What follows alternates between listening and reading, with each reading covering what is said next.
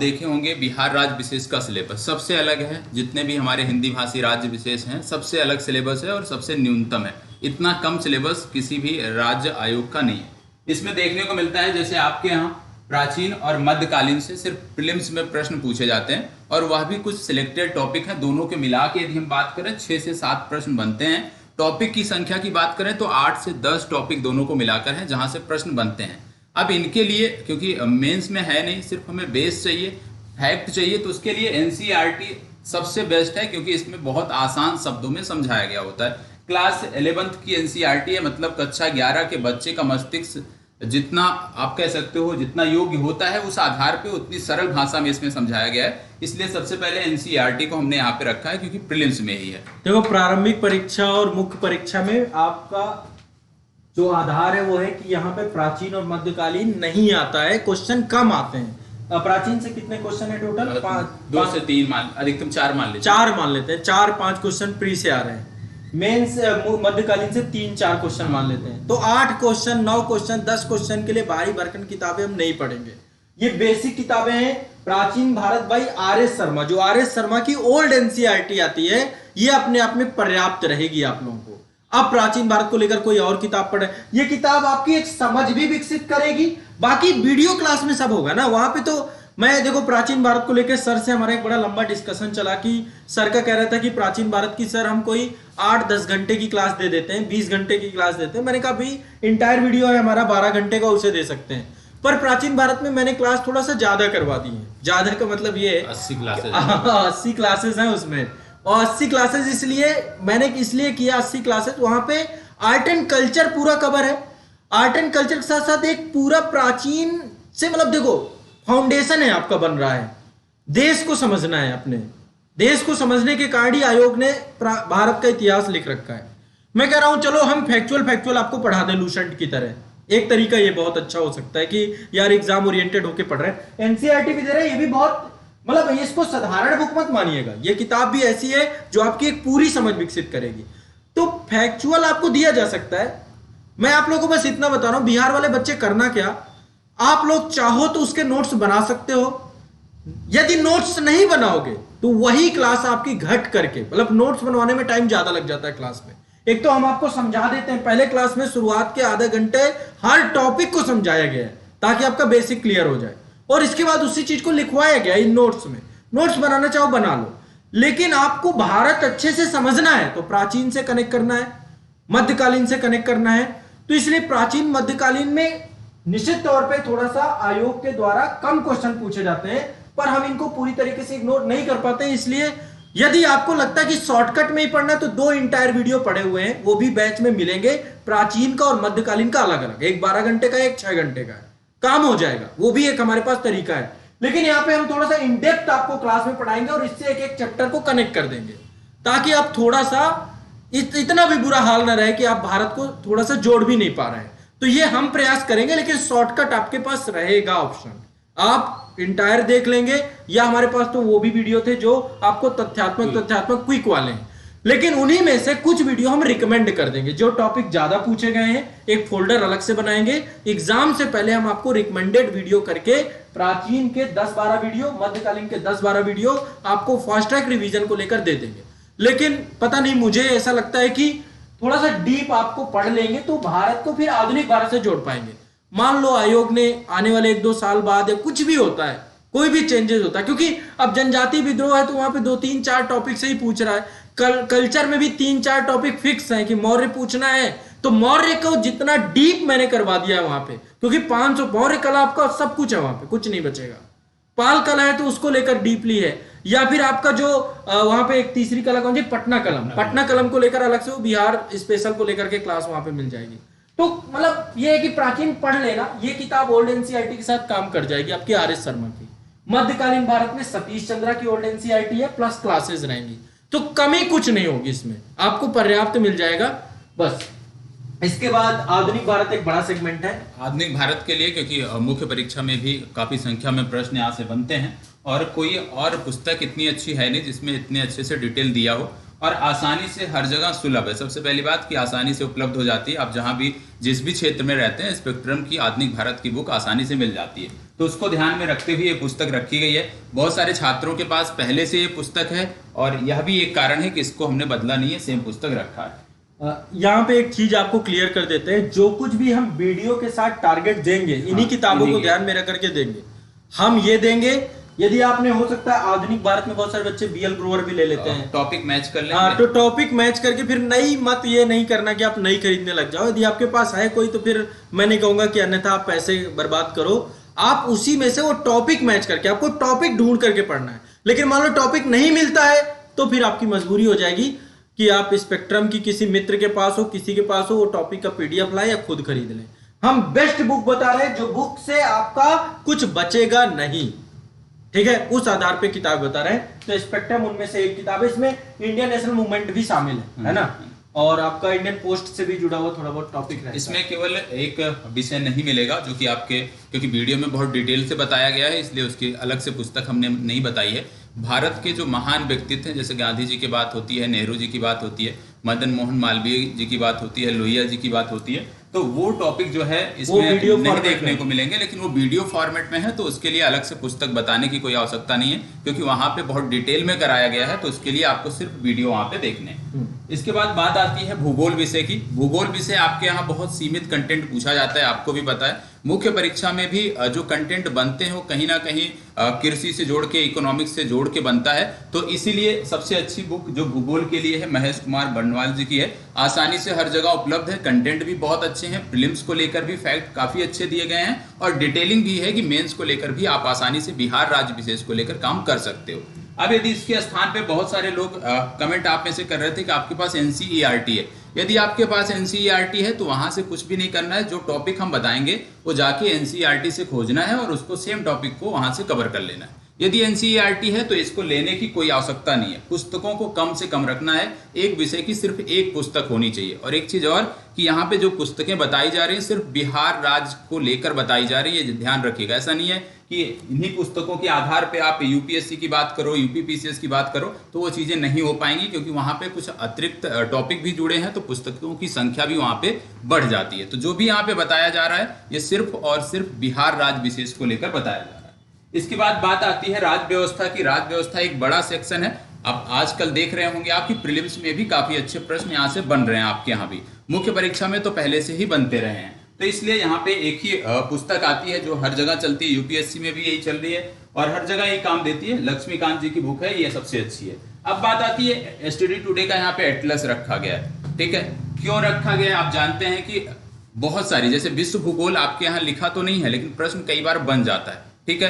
भारत के भूगोल में भी आजकल जो प्रश्न बन रहे हैं कहीं ना कहीं बिना मैपिंग के आप उसको नहीं कर सकते। यदि आपको नॉलेज नहीं है चीजों का तो आप नहीं कर पाओगे। तो वर्ल्ड ज्योग्राफी क्लास दे भी रहे हैं ना, हाँ क्लास दे रहे हैं, सीमित कंटेंट दे रहे हैं, हाँ, उसमें मतलब कॉन्टिनेंट वाइड मैपिंग का सारा कंटेंट आपको मिल जाएगा। तो वो फिर एटलस में देखना पड़ेगा आपको, और वो बहुत जरूरी है, क्योंकि देखो आप करंट अफेयर्स पढ़ोगे तो आपको विश्व की समझ होनी चाहिए भाई। यदि आपका सिलेबस में नहीं भी है मान लो वर्ल्ड ज्योग्राफी, तो उसमें हमने कुछ मतलब कंटिनेंट वाइज आपको वीडियोस आपको अवेलेबल करा दिया है कि भाई इतनी समझ तो आपको हो कि आपको पता हो उत्तरी अमेरिका कहाँ है, दक्षिणी अमेरिका कहाँ है, फिर उनके अंदर देश कौन कौन कहाँ पे है, वो समझ आपकी विकसित हो जाए। उस आधार पे हमने आपको इतना ज्योग्राफी आपको पढ़ा देंगे कि आप करंट अफेयर से उनको इंटर रिलेट कर पाओ। अभी रशिया यूक्रेन का मैटर चल रहा है, आपको पता ही नहीं कि रूस कहाँ है और यूक्रेन कहाँ है, तो कैसे हो पाएगा।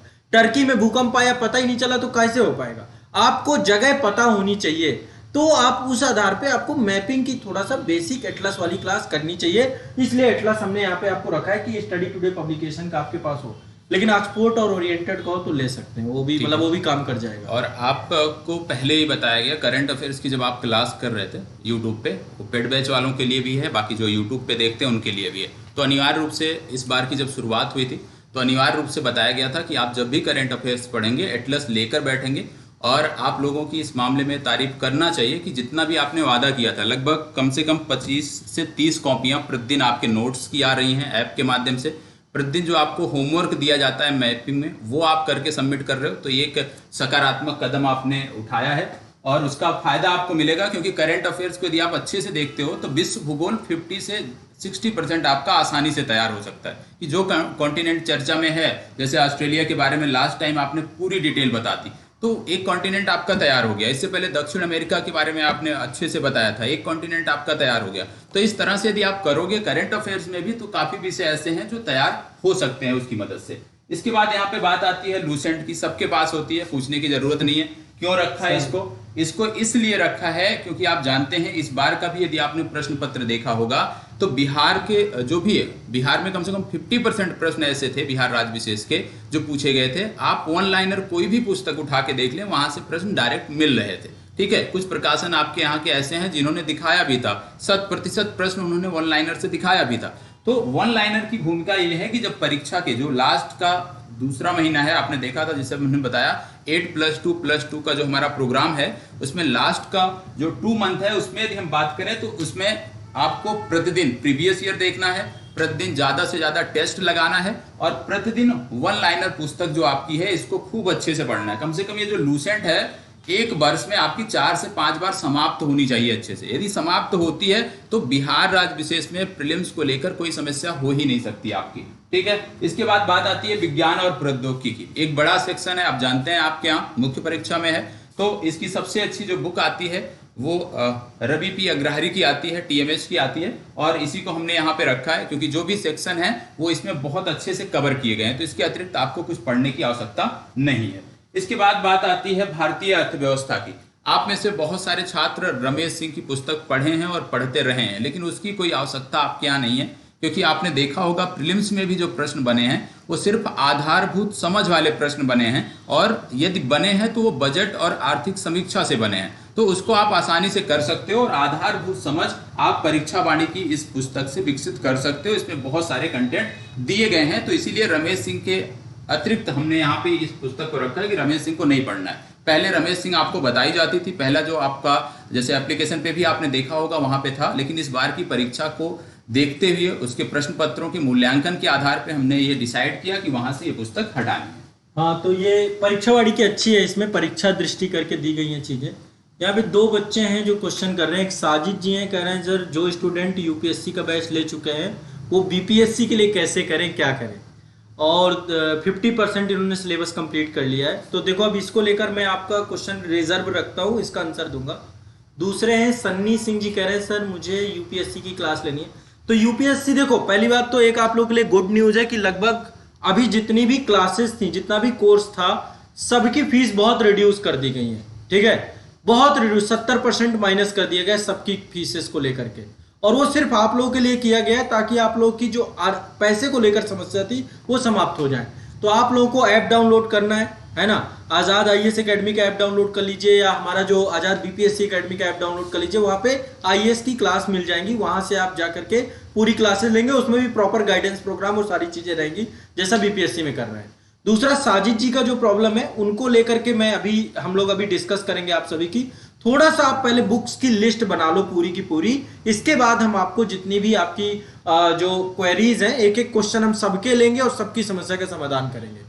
तब तक के लिए रुक जाए, ठीक है। और ये बुक आपको कहाँ मिलेंगी ये भी आपको बता देंगे। इसके बाद बात आती है हिंदी की। ठीक है, हिंदी आप जानते हैं हर जगह पूछा जाता है, हालांकि क्वालिफाइंग है, लेकिन हिंदी के लिए पुस्तक पर्याप्त है, आपको पढ़नी चाहिए। कम से कम सप्ताह में 1 घंटे 2 घंटे का भी यदि आप समय रेगुलर देते हैं पूरे 1 वर्ष, तो ये चीजें आपको कभी भी दिक्कत नहीं होगा कि लास्ट समय आपको पढ़ना पड़े। बात आती है वस्तुनिष्ठ सामान्य ज्ञान। अब आप में से बहुत सारे लोग बोलेंगे कि घटना चक्र पूर्वालोकन बताया जाता है। घटना चक्र पूर्वालोकन इसलिए हमने यहाँ पे नहीं रखा क्योंकि वो जो पुस्तक है उसकी मांग बहुत ज्यादा होती है और हर समय हर जगह वो उपलब्ध नहीं हो सकती है। तो उसी को ध्यान में रखते हुए यहाँ पे ये पुस्तक जो है ये लूसेंट की वस्तुनिष्ठ सामान्य ज्ञान है। यहाँ पर भी टॉपिक वाइज प्रश्न दिए गए हैं, सेम चीजें हैं, अंतर सिर्फ इतना है कि वहां पे डिस्कशन भी आपको अतिरिक्त मिल जाता है, यहाँ पे आपको डिस्कशन नहीं मिलता है क्योंकि ये पुस्तक आसानी से हर जगह उपलब्ध होती है, इसलिए घटना चक्र पर हमने इसको बरिया इसमें टॉपिक वाइज सारे क्वेश्चन, टॉपिक वाइज सारे। तो फिर यही बुक को लेकर हम इंटरलिंक कर देंगे एमसीक्यू लगाने के लिए। हाँ, इसी को लेकर के किया जाएगा। इसके बाद बात आती है सामान्य विज्ञान की। आप जान रहे हो कि 25 से 30 प्रश्न आपके यहाँ लगातार पूछे जाते हैं, प्रीलिम्स में ही पूछे जाते हैं। अब परीक्षा बाड़ी बहुत सारे लोग पढ़ते हैं, लेकिन परीक्षा बाड़ी में जो कंटेंट है वो बहुत ज्यादा है, ठीक है, उतना आपको पढ़ने की कोई आवश्यकता नहीं है। उसको लेकर के हमने लूसेंट की जो सामान्य विज्ञान है इसको देखा, ये पर्याप्त है अपने आप में। यदि आप इतना कंप्लीट कर लेते हैं तो कहीं भी सामान्य विज्ञान में समस्या नहीं होगी। अब बहुत सारे छात्र ऐसे भी होंगे जो इतना भी नहीं पढ़ना चाहते हैं विज्ञान में, तो कम से कम ये जो सामान्य ज्ञान वाली पुस्तक थी आपकी लूसेंट की, इसमें भी सामान्य विज्ञान का पोर्शन दिया होगा, ठीक है। कम से कम आपको उतना अवश्य कर लेना चाहिए, ठीक है। तो सबसे पहले जिनको सामान्य विज्ञान पूरा नहीं पढ़ना, हालांकि हम टारगेट में तो यही देंगे, सामान्य विज्ञान की पुस्तक देंगे, लेकिन यदि आप उतना नहीं पढ़ना चाहते हो तो कम से कम ये जो सामान्य ज्ञान है इसमें जितना सामान्य विज्ञान का टॉपिक दिया होगा, सेम टॉपिक यहाँ भी है, कंटेंट थोड़े कम है, डिटेलिंग यहाँ पे नहीं होती है, फैक्चुअल होते हैं, तो उस आधार पे इसको आपको कंप्लीट करने हैं, ठीक है। तो या तो आप इसमें से कर लीजिएगा या तो आप इसमें से कर लीजिएगा, लेकिन जो हमारा टारगेट होगा वो लूसेंट की सामान्य विज्ञान से आपके लिए रहेगा। अब आपकी जो एक पुस्तक बची है वो है आपकी बिहार स्पेशल को लेकर के, बिहार राज्य विशेष को लेकर के। तो अभी जो हम डिटेल देने वाले हैं, क्योंकि क्या है कि हम प्रीलिम्स प्लस मेंस दोनों को लेकर के चल रहे हैं, हालांकि इसमें फैक्ट थोड़े कम है लेकिन मेंस की दृष्टि से डिटेल अच्छी है। तो अभी तो जो हमारा टारगेट जाएगा वो डॉक्टर मनीष रंजन की इस पुस्तक के आधार पे जाएगा, लेकिन यदि आपके पास कोई भी पुस्तक होगी, ठीक है, या तो आपके पास केबीसी नैनो की पुस्तक होगी, क्राउन की पुस्तक आती है, महेश कुमार बर्नवाल की पुस्तक आती है, कोई भी पुस्तक आपके पास होगी चल जाएगी, अलग से पुस्तक खरीदने की जरूरत नहीं है। यहाँ तक कि बिहार की एक अलग से आती है लूसेंट, बिहार राज्य विशेष की अलग से लूसेंट आती है, यदि आपके पास वह लूसेंट भी होगी तो भी आपका काम चल जाएगा, क्योंकि सिर्फ आपको टॉपिक जो दिए जाएंगे वो जाके आपको वहां से कवर करने हैं। अब इसमें दो पुस्तकें अभी नहीं जोड़ी गई हैं, उसके कुछ कारण है, उस पर हम अभी बात करने जा रहे हैं। पहला है सांख्यिकी को लेकर। सांख्यिकी को लेकर के बहुत सारी पुस्तकें आपके राज्य विशेष में उपलब्ध हैं, तो जो आपको अच्छा लगे कोई भी पुस्तक ले लीजिएगा। अभी जो संस्थान ने डिसाइड किया है वो केबीसी नैनो की पुस्तक है, सांख्यिकी की, बहुत अच्छे से उसमें कंटेंट दिए हैं और बहुत सीमित कंटेंट दिए हैं, तो हम उसी को लेकर के अपना टारगेट देंगे। मैथ को लेकर के यदि हम बात करें, आप जानते हैं मैथ जो भी पूछे गए हैं, जैसे कल के सेशन में भी रात में मैंने बात किया था 11 बजे के सेशन में, तो आपने बताया कि आपके राज्य विशेष में इस तरह की कोई व्यवस्था नहीं है कि कला वर्ग की मैथ अलग हो और साइंस वर्ग की मैथ अलग हो, हालांकि यूपी में इस तरह की चीजें हैं।